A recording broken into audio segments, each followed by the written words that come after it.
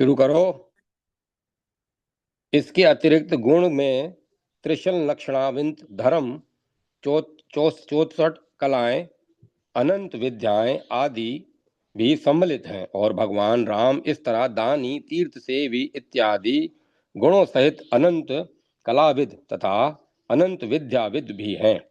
एक एक गुण में अगणित अवंतर गुण, और यदि पूर्ण विश्लेषण हो तो इन गुणों का बड़ा विस्तार हो जाता है।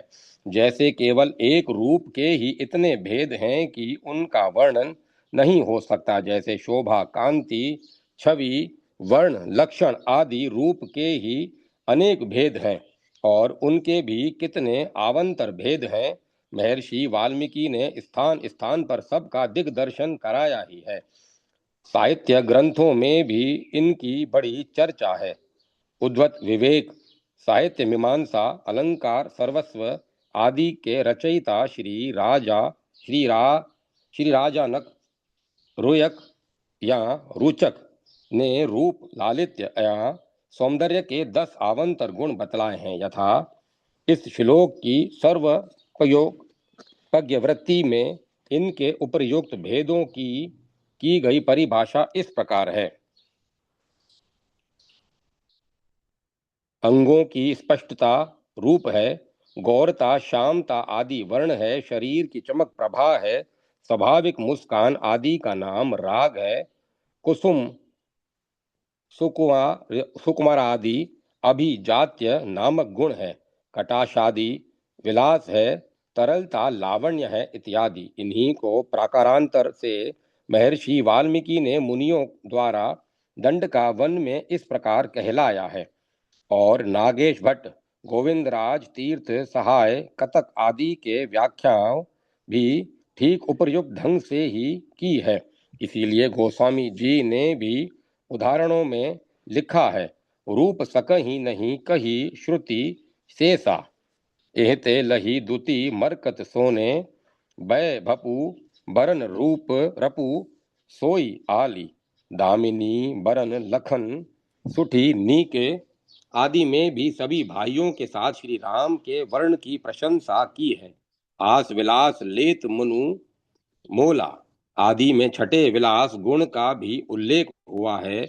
यदि केवल भगवान के रूप के ही सब वर्णों को एकत्र कर उनका ठीक से वर्गीकरण किया जाए तो पूरा एक ग्रंथ तैयार हो जाए।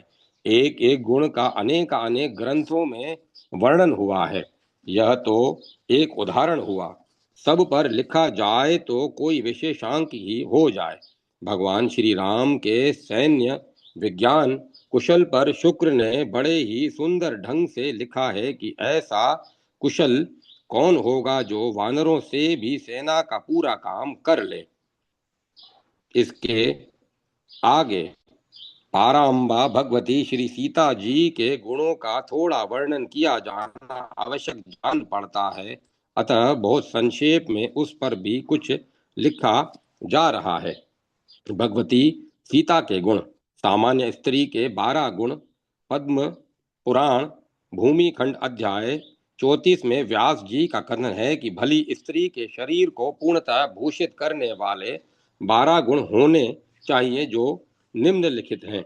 रूपेव गुणः स्त्रीणाम इत्यादि। अपने रूप को संवार कर साफ सुथरा तथा प्रसन्न रखना, फूहड़ न करना स्त्री का प्रथम गुण है। शील, लज्जा, संकोच दूसरा गुण है। सत्य तीसरा, सदाचार चौथा तथा धर्म स्त्री का पांचवा गुण है। मृदुता, नम्रता, धीरे बोलना, मधुर भाषण करना स्त्री का छठा तथा शरीर एवं अंतर मन से शुद्ध पवित्र भाव का होना सातवां गुण है। पति भक्ति में दृढ़ता आठवां गुण। सास ससुर पति आदि की सेवा नवां गुण। कष्ट में धैर्य 10वां गुण। प्रेम पूर्ण बर्ताव 11वां तथा 12वां गुण स्त्री का दृढ़ पातिव्रत्य कहा गया है। इन 12 गुणों को कल्याणक्षु स्त्री को प्रयत्न पूर्वक अपने में अवश्य धारण करना चाहिए। वास्तव में इन्हीं दिव्य गुणों से शरीर तथा आत्मा की वास्तविक शोभा है। आभूषण तथा वस्त्रों से होने वाली शोभा तो कृत्रिम, क्षणिक एवं यक्षणु मात्र है। सीता जी में ये सभी गुण उपस्थित थे। उनके रूप गुण आदि भी दिव्य एवं सर्वथा लोकोत्तर है। मानस में तुलसीदास जी कहते हैं, जो छवि सुधा पयोनिधि होई, परम रूप में कच्छुप सोई, शोभा रजु मंदरु सिंगारू, मथे पानी पंकज निज मारू, यही विधि उपजे लछी सब सुंदरता, सुख मूल कदपि सकोच समेत कभी कहीं सिय समतूल। श्री पराशर भट्टारक ने सीता जी के गुणों पर श्री गुण रत्न कोश नाम की एक पुस्तक लिखी है। इसके 50वें श्लोक में काक रक्षण, राक्षसी, तृणादि के उदाहरणों से सारी श्री राम गोष्ठी को ही तिरस्कृत, किंचित लघुतर, हीनतर करने की उत्प्रेक्षा की गई है। हनुमान जी के क्रोध से अपना अपराध करने वाली राक्षसियों को बचाने की तथा वाल्मीकि रामायण युद्धकांड 113वें सर्ग की है। भगवान राम की विभीषण शरणागति में बड़ी महिमा कही गई है, पर ताड़का वध, वाली वध आदि को लेकर उनके चरित्र की आलोचना भी की जाती है। सीता जी तो अपने को सदा त्रस्त करने वाली राक्षसियों को भी हनुमान जी से बचाकर सारे विश्व की ही कीर्तिमान मर्यादा की सीमा का भी अतिक्रमण कर गई, पार कर गई। अतः वैष्णव मताजब भास्कर 3 में उन्हें शुभ गुण वत्सल्य सीमा च या कहा गया है। जय माता सरस्वती, जय मां सरस्वती। सर्वश्रेष्ठ अवतार भगवान राम। लेखक श्री मोहन शशि नारायण जी, सभापति सनातन धर्म महासभा। राम राजकुमार के रूप में उत्पन्न हुए और अवतारों में सर्वश्रेष्ठ थे। वे अयोध्या के राजा दशरथ के पुत्र थे। उनकी जीवन कथा को लिखकर वाल्मीकि ने रामायण महाकाव्य की रचना की। सहस्त्रों शताब्दियों से मानव जाति ने ठीक ठीक सोचने और काम करने की प्रेरणा राम कथा से प्राप्त की है। राम का एक निराला अवतार था। दूसरे उनके धर्मोपदेष्टा भागवत पुरुषों के समान उन्होंने प्रचारार्थ एक शब्द भी मुंह से नहीं निकाला। भगवान श्री कृष्ण के समान किसी लिखित सिद्धांत के प्रणेता बनने का गौरव उनको प्राप्त न था। राम जीवन चर्चा के नियमों में ही अत्यंत व्यस्त रहे। वे धर्मोपदेश देने के बदले धर्मानुकूल आचरण बनाने में परिनिष्ठित थे। भगवान आपके कर्मों को देखते हैं। यहाँ भगवान राम स्वयं कर्मरत हैं। वे कर्म करते हैं। मैं तुमको जो करने के लिए कहता हूँ उससे करो, मैं क्या करता हूँ इसकी चिंता मत करो। इस नीति के वे प्रवर्तक नहीं थे। उनका सारा जीवन कर्म का आदर्श था। बाल्यावस्था में वे एक आदर्श पुत्र थे। उनकी मातृ पितृ भक्ति तथा भातृ प्रेम आज भी आदर्श रूप बने हुए हैं। उन्होंने माता पिता की आज्ञा का पालन करने तथा उनमें श्रद्धा प्रेम रखने का एक कीर्तिमान स्थापित किया था। छात्र अवस्था में वे एक आदर्श ब्रह्मचारी थे। शस्त्र विद्या और शास्त्र विद्या में उनकी प्रगति आज भी छात्र वर्ग के लिए स्मरणीय वस्तु है। वे एक अद्वितीय धनुर्धर थे और आज जो हिंदी में राम बाण का मुहावरा प्रचलित है, उनका उसका अर्थ है अमोघ, कभी व्यर्थ न जाने वाला। व्यक्ति के रूप में वे सत्य वचन अर्थात सदा सत्य बोलने वाले कहलाते हैं। उन्होंने कभी असत्य वचन न कहा और न सुना। यह सचमुच ही बहुत बड़ी बात थी। अपने जीवन भर सत्यवादी बने रहना ही दुष्कर है। केवल सत्य के प्रति आदर प्रदर्शित करने के लिए किसी की मिथ्या बात न सुनना एक निराली बात है और इसको उनकी अति उत्कृष्ट उपलब्धि समझनी चाहिए। गृहस्थाश्रम में वे आदर्श थे। उनका एक पत्नी व्रत तथा आजीवन सीता के प्रति प्रेम और अनुराग अवितकर्य और अनिध था। उनके दाम्पत्य जीवन में वैवाहिक आदर्श इतना उच्च कोटि का था कि उनका संयुक्त नाम सीताराम हिंदी भाषा में सर्वोच्च अभिवादन के रूप में व्यवहृत होने लगा। आज हम परस्पर एक दूसरे को आदर तथा सम्मान प्रदर्शित करने के लिए हाथ जोड़कर जय सीताराम, सीता और राम जी की जय हो कहते हैं। पारिवारिक व्यक्ति के रूप में राम ने आदर्श पारिवारिक संबंध का पालन किया। उनका भातृ प्रेम वस्तुतः प्रगाढ़ था। जब उनकी विमाता केकई ने अपने पुत्र भरत के लिए उनको राज्य त्याग करने के लिए कहा, तब राम प्रसन्नता पूर्वक सहमत हो गए। उन्होंने कहा, प्रत्येक वस्तु जो हमारे पास है, हम सब की है। अपने भाई को उसका और अपना हिस्सा प्रदान कर देने में शोक और ईर्ष्या क्यों कर हो सकते हैं। राम ने राज्य शासन का जो कीर्तिमान स्थापित किया, वह आज भी शासकों और राजाओं के लिए अनुसरण करने योग्य है। वे अपने राज्य की प्रजा को अपना परिजन समझते थे। अयोध्या में मानव मानव के भेदभाव न था। परम दरिद्र प्रजा की भी उनके पास पहुंच थी और उनको न्यायोचित सुनवाई होने का विश्वास था। क्या उन्होंने एक धोबी को राजमहल में आने और रावण के कारागृह बहुत दिन रहने के कारण सीता की पवित्रता और पातिव्रत के विषय में अपनी शंकाएं व्यक्त करने की छूट नहीं दी थी? उस पर राम की प्रतिक्रिया क्या हुई थी?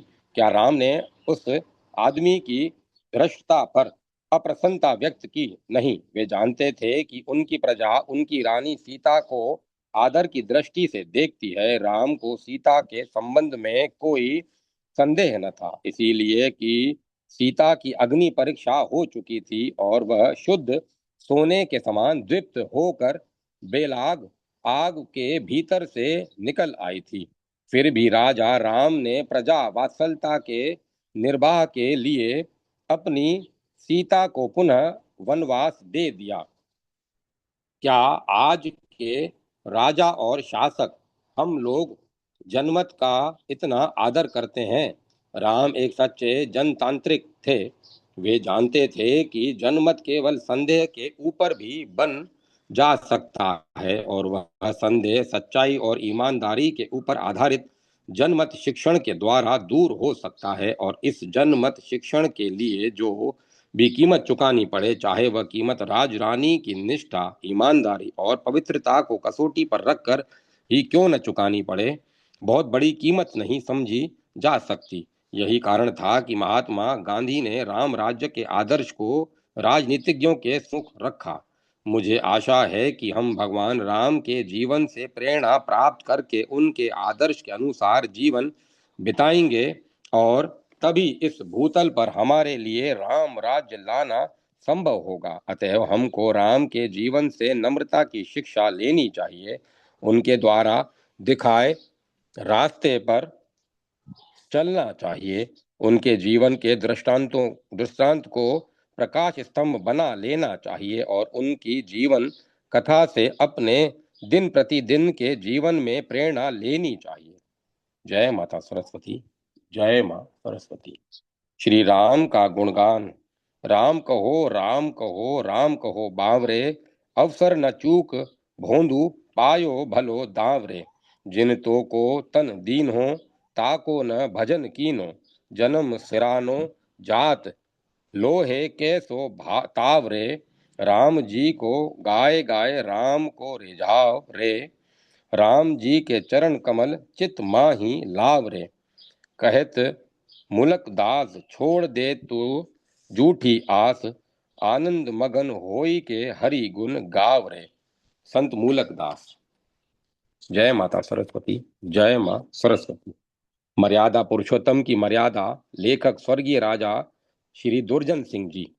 श्री अवधेश कुमार कौशल्या प्राणाधार जानकी जीवन, दैत्य निपीड़न भक्तजन रंजन, दुष्ट निकंदन जगत हितकारी, शरणागत भयहारी भगवान श्री रामचंद्र जी महाराज के परम मंगलमय श्री जनक दुलारी, हृदय कुंज भृंग सुमित श्री सौमित्री, कर सरोज लालित श्री सुरधुनी प्रसूति, धाम पद पद्मों से जो इस देव दुर्लभ वसुंधरा को पावन होने का सौभाग्य प्राप्त हुआ, उसका मुख्य प्रयोजन मर्यादा स्थापन द्वारा कर्तव्य विमूढ़ संसार को पथ प्रदर्शन कराना था। और इसी कारण श्री भगवान मर्यादा पुरुषोत्तम के शुभ नाम से अलंकृत किए जाते हैं।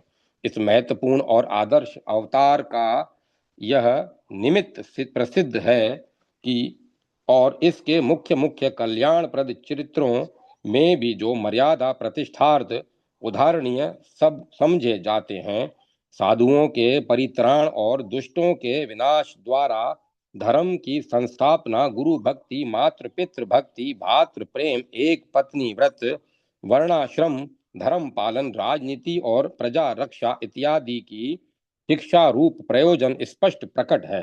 परंतु प्रत्येक चरित्र का क्या रहस्य है और उसके भावों की सीमा कहाँ तक है, जो आदर्श रूप से मर्यादा प्रतीक्षणार्थ ग्रहण किए जा सके, इसका परिचय बहुत थोड़े लोगों को है। अतः यहाँ मुख्य मुख्य चरित्रों पर अनुक्रम से किंचित प्रकाश डालने का प्रयत्न किया जाएगा। ऐसे उदाहरण पावन चरित्रों का श्री गणेश इस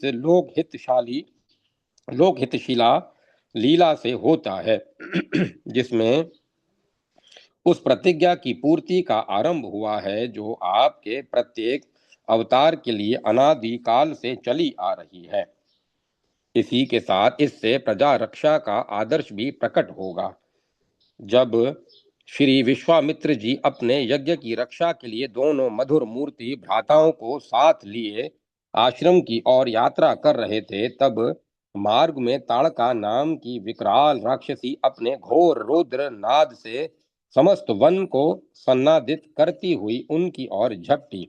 उस समय श्री भगवान ने सम्मुख धर्म संकट उत्पन्न हो गया श्री भगवान के सम्मुख धर्म संकट उत्पन्न हो गया। एक और अपने उपास्य साधु महात्माओं का भक्षण और प्रजा का चर्वण करने वाली आतितायनी पिशाचिनी के जिसके द्वारा देश के चौपट होने की कथा श्री विश्वामित्र जी से अभी सुन चुके हैं, वध का प्रसंग, और दूसरी ओर स्त्री जाति पर हाथ उठाने के लिए दोष प्राप्ति का प्रतिबंध, जिसका आज भी पूर्ण प्रचार देखने में आ रहा है।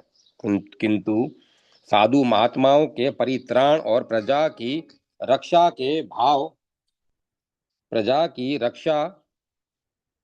के भाव का उस समय भगवान के हृदय में इतना आवेश हुआ कि उन्होंने उसी क्षण उस दृष्टा के संहार का कर्तव्य अभ्रांत रूप से निश्चित कर लिया। श्री विश्वामित्र जी महाराज के निम्नलिखित उपदेश से भगवान के निश्चय की पुष्टि भी हो गई। नहीं ते स्त्री वध कृते घृणा कार्या नरोत्तम, चतुर्वर्ण्य हितार्थ ही कर्तव्यम राज सुनना। नरोत्तम, तुमको स्त्री वध करने की ग्लानि करना उचित नहीं है। राजपुत्र को चारों वर्णों के कल्याण के लिए समय पर आतितायनी स्त्री का वध भी करना चाहिए। प्रजा रक्षण के लिए क्रूर, सौम्य, पातक युक्त और दोष युक्त कर्म भी प्रजा रक्षक को सदा करने चाहिए। जब साधु महात्मा सताए जाएं और प्रजा पीड़ित की जाए, तब उस सताने वाली और पीड़ा देने वाली स्त्री का वध भी आवश्यक हो जाता है। पुरुष आतुताई हो तो उसके लिए तो किसी विचार की भी आवश्यकता नहीं। इस चरित्र में एक और गहरा रहस्य भरा हुआ है। श्री भगवान ने जो प्रथम ही स्त्री का वध किया, इससे उन्होंने संसार को यही शिक्षा दी कि जो कोई भी प्राणी मनुष्य जन्म धारण करके जगत में धार्मिक जीवन व्यतीत करने का संकल्प करे, उसके लिए प्रथम और प्रधान कर्तव्य यही है कि वह स्वबुद्धि के सत्य प्रयोग द्वारा यथा शक्य माया का दमन करे, क्योंकि माया के जंजाल में फंसने के बाद धर्म की वेदी पर अपने जीवन की आहुति दे सकना मनुष्य के लिए असंभव सा है। शास्त्र धर्म का क्या रहस्य है, इसका आदर्श इस विचित्र चरित्र से प्रकट होगा। परम मांगलिक विवाह उत्सव के पश्चात जब श्री विदेह राज से विदा लेकर श्री कौशल नरेश दल बल सहित अपनी राजधानी जगत पावनी अयोध्यापुरी को पधार रहे हैं, तब रास्ते में क्या देखते हैं कि प्रज्वलित नेत्र और फड़कते हुए होठों वाले भयंकर वीर वेशधारी ब्रह्म कुल विख्यात श्री परशुराम जी उग्र रूप धारण किए श्री राम के शिव धनुष भंग करने पर अपना तीव्र क्रोध प्रकट करते हुए श्री राम से कह रहे हैं कि यदि तुम इस वैष्णव धनुष पर शर चढ़ाने में समर्थ हो तो तुमसे मैं द्वंद्व युद्ध करूंगा। यहाँ की भी विकट परिस्थिति उपस्थित है।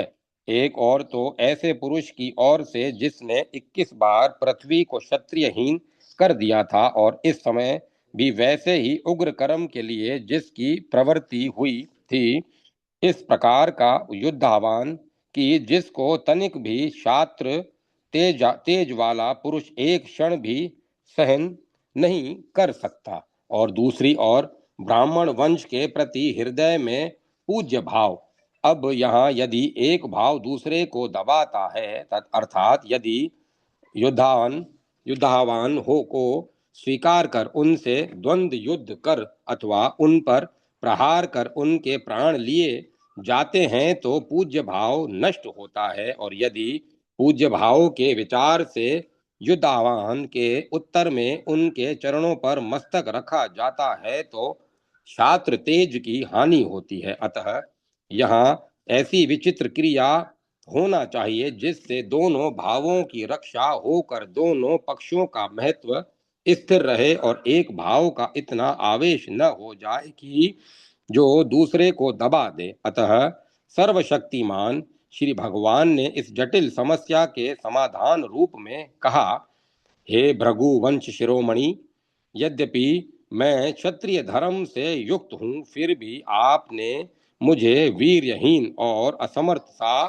समझकर जो मेरे तेज की अवज्ञा की है, इसके लिए आज मेरा पराक्रम देखिए। इतना कहकर श्री राम ने उनसे धनुष ले उसी क्षण चढ़ा दिया। तदंतर क्रोध युक्त होकर कहा, आप ब्राह्मण होने के कारण मेरे पूज्य हैं तथा विश्वामित्र जी की बहन सत्यवती के पौत्र हैं, इसीलिए मैं आपके प्राण हरण करने वाला बाण नहीं छोड़ सकता, किंतु मैं आपकी गति का अथवा तपोबल से प्राप्त होने वाली अनुपम लोकों का विनाश करूंगा। इस अमित प्रभावंत चरित्र का मुख्य उद्देश्य यही है कि जब हृदय में दो भावों का एक ही साथ संघर्ष हो तब दोनों को इस प्रकार से संभालने में ही बुद्धिमान बुद्धिमानी है जिसमें एक का दूसरे के द्वारा पराभव न हो जाए, दोनों की रक्षा हो, साथ ही धर्म का भी नाश न होने पाए। यहाँ सामान्यतया सभी वर्णों के लिए और विशेषतया क्षत्रियों के लिए इस मर्यादा की रक्षा का उपदेश है। यह वह है कि चित्त में कितने भी उग्र भाव उत्पन्न हो, कितनी ही क्रोधाग्नि धधक के विरोधी के प्रति जो पूज्य या आदर बुद्धि है वह नष्ट नहीं होनी चाहिए। साथ ही अपना छात्र तेज भी बच रहना चाहिए। इस मर्यादा का अनुकरण किसी अंश से महाभारत युद्ध में भी हुआ था। यहाँ शंका उत्पन्न हुई होती है कि रावण भी तो ब्राह्मण ही था, फिर श्री भगवान ने उसको कुल सहित क्यों मार डाला? उसने तो केवल धर्मपत्नी का ही हरण किया था। श्री परशुराम जी ने तो 21 बार सजातियों का विनाश किया था, और इस समय भी वे स्वयं भगवान का संहार करने की बुद्धि से ही वहां आए थे। द्वंद्व युद्ध का यही तो प्रयोजन था। इस शंका का समाधान करने के लिए श्री परशुराम जी के चरित्र का कुछ परिचय आवश्यक है। एक बार श्री परशुराम जी के पिता अरण्य सेवी धर्मनिष्ठ तपस्वी श्री जमदग्नि जी की सर्वस्वरूपा हविधारविनी हविधारनी गौ को सहस्त्र बाहु अर्जुन जबरदस्ती छीन कर ले गया। परशुराम जी ने युद्ध में उसका वध करके अपनी गौ छुड़ा ली। तदंतर सहस्त्रार्जुन के पुत्रों ने एकांत पाकर जमदग्नि का वध कर डाला।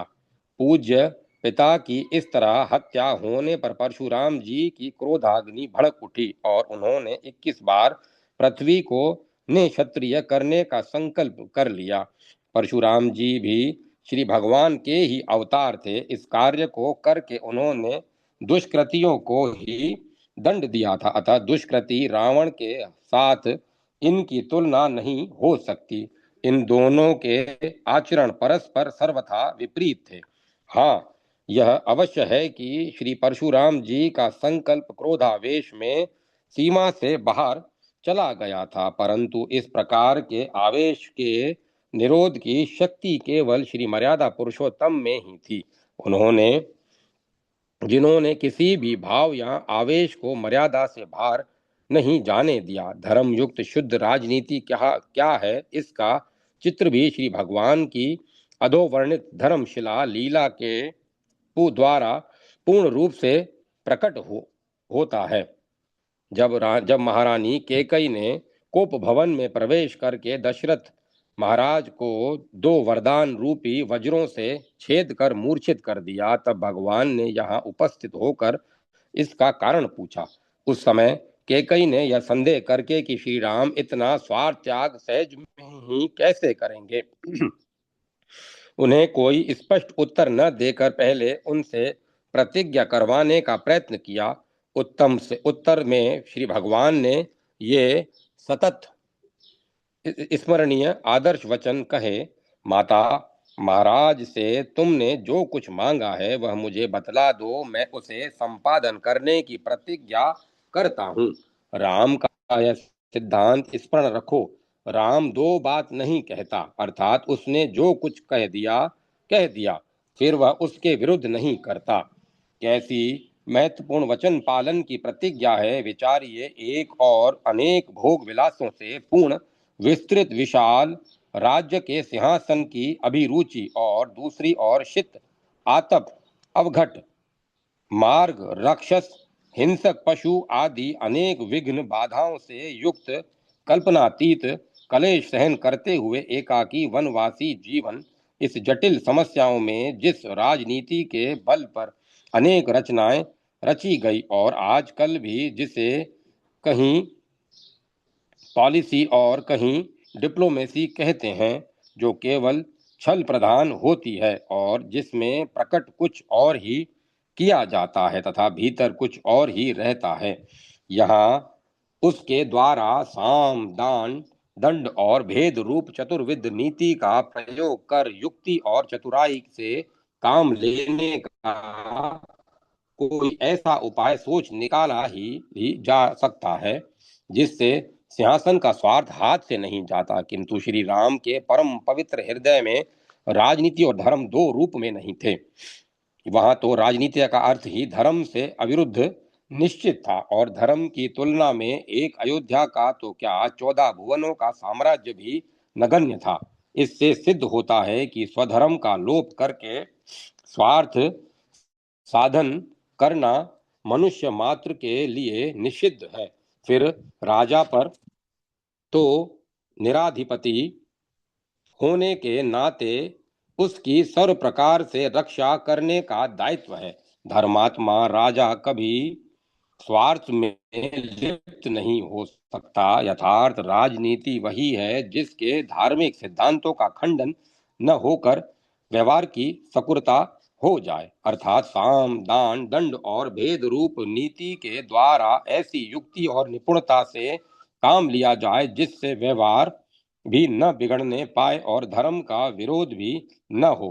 छल प्रातराणाति प्रधान दुष्ट बुद्धि से किसी व्यवहार को सिद्ध भी कर लिया तो वह वस्तुतः कूटनीति का कार्य पाप में परिणत होकर मनुष्य को नरक में ले जाता है। इसके लिए श्री युधिष्ठिर महाराज का उदाहरण प्रसिद्ध है, जिनकी आजन्म दृढ़ सत्यनिष्ठा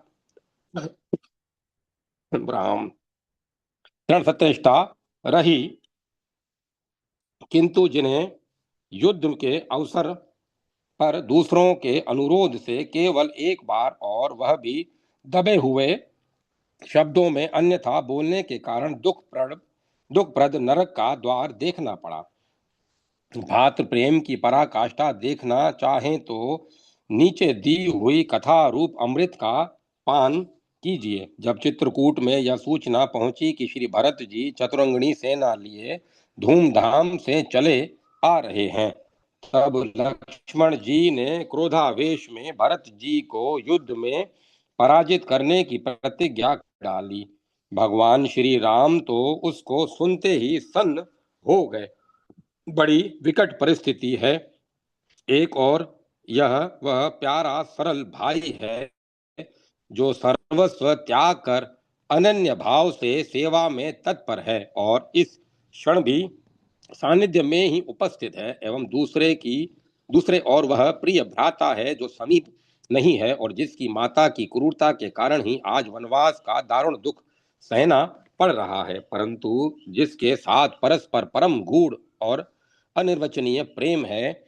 सामान्य रूप से जगत व वराहानुकूल अपेक्षो अपरोक्ष पर ही विशेष ध्यान दिया जाता है, किंतु श्री भगवान का हृदय ऐसी मुंह देखी बातों को कब स्पर्श कर सकता था। वहां तो परोक्ष और अपरोक्ष दोनों ही समान हैं। ऐसी दशा में अपने प्रेमी के विरुद्ध श्री राम को एक शब्द भी कैसे सहन हो सकता था। विरुद्ध शब्दों के कान में पड़ते ही प्रेमावेश में तत्काल उत्तेजित होकर श्री राम ने प्यारे भाई श्री लक्ष्मण से के खिन्न होने की कुछ भी परवाह न कर ये वचन कह ही डाले। भाई लक्ष्मण, धर्म अर्थ काम और पृथ्वी जो कुछ भी मैं चाहता हूँ वह सब तुम ही लोगों के लिए है। यह तुमसे मैं प्रतिज्ञा पूर्वक कहता हूँ। भरत ने तुम्हारा कब क्या अहित किया है जो तुम आज ऐसे व्याकुल होकर भरत पर संदेह कर रहे हो। तुम तो भरत के प्रति कोई अप्रिय या क्रूर वचन नहीं कहना चाहिए। यदि तुम भरत का अपकार करोगे तो वह मेरा ही अपकार होगा। यदि तुम राज्य के लिए ऐसा कह रहे हो तो भरत को आने दो, मैं उनसे कह दूंगा तुम लक्ष्मण को राज्य दे दो। भरत मेरी बात की तो अवश्य ही मान भरत मेरी बात को अवश्य ही मान लेंगे। यहाँ यह शंका नहीं करनी चाहिए कि श्री भगवान का श्री लक्ष्मण जी में उतना प्रेम नहीं था। उनका तो प्राणी मात्र में प्रेम है, फिर अपने अनन्य सेवक प्यारे कनिष्ठ भ्राता लक्ष्मण के लिए तो कहना ही क्या है। यहाँ जो शोभ हुआ है वह वास्तव में लक्ष्मण जी पर नहीं है। उनके हृदय में विकृति उत्पन्न हो गई थी, उसी को निकालने के लिए श्री भगवान का यह कठोर यत्न है। भगवान के वचन सुनते ही श्री लक्ष्मण जी का मनोविकार नष्ट हो गया। इसी प्रकार अन्य प्राणियों के साथ भी किया जाता है। श्री भगवान को किसी से तनिक भी द्वेष नहीं है। सबके आत्मा होने के कारण वे सबके आत्मरूप हैं। केवल अंकुरित विकृति को ही यथोचित दंडादि विधियों के द्वारा नष्ट किया करते हैं। जय माता सरस्वती। जय मां सरस्वती। अभी इस अध्याय का शेष अंश बाकी है जो समय की मर्यादा के अनुसार पूरा नहीं हो पाएगा, तो हरी इच्छा से आगे इसका पाठ करेंगे। अब इस कथा को यहीं विराम देता हूँ। ओम नमः शिवाय, ओम नमो नारायण, ओम नमो भगवते वासुदेवाय। राम लक्ष्मण जान की जय बोलो हनुमान की। ओम एम रीम क्लीम चामुंडाय विच्छे। कथा को विराम दिया जाता है। ओम तत्सत, ओम तत्सत, ओम तत्सत।